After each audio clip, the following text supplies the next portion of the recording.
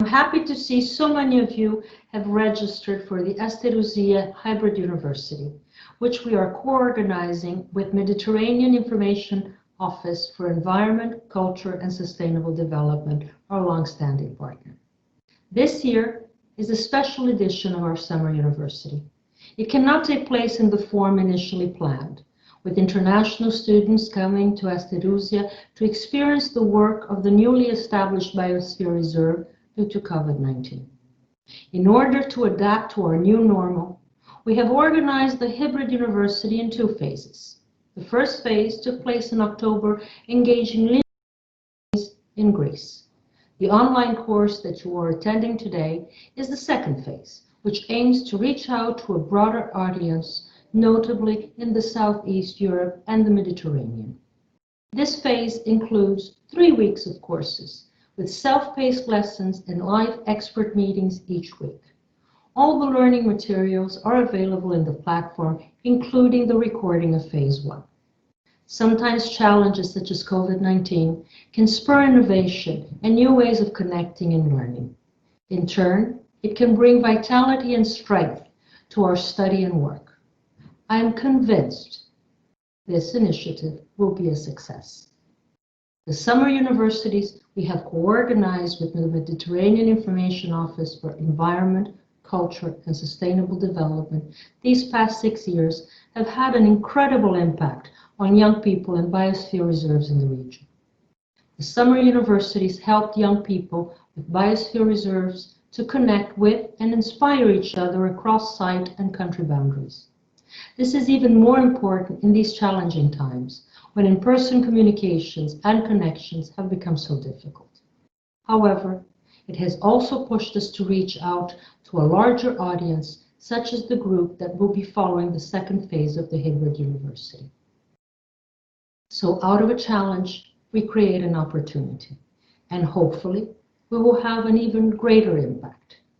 Indeed, the World Network of Biosphere Reserves has the power to multiply individual initiatives, connecting excellence in science with knowledge at the local level.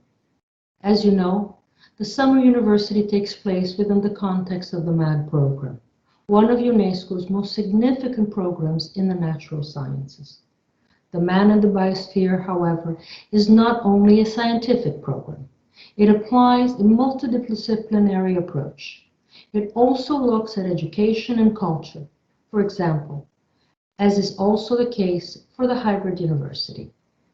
As director of the UNESCO Regional Bureau for Science and Culture in Europe, I am fully convinced of the added value of the interdisciplinary programs such as MAB to the work in the region.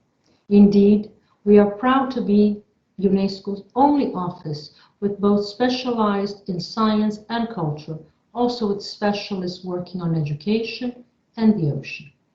This uniqueness gives us the possibility to provide member states with both in-depth expertise in these areas, but also with a science culture focus, plus education, something only UNESCO can do.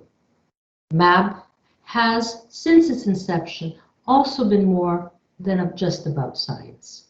It was at the forefront of the sustainable development movement, and indeed was a precursor to today's United Nations framework, the 2030 Agenda, and the Sustainable Development Goals, something I know you will be studying in the first week of the course. UNESCO, through MAB, aims to develop, disseminate, and apply models for sustainable development and for implementing the SDGs through the World Network of Biosphere Reserves. Another important aspect of MAB and Biosphere Reserves is its participatory and bottom-up nature.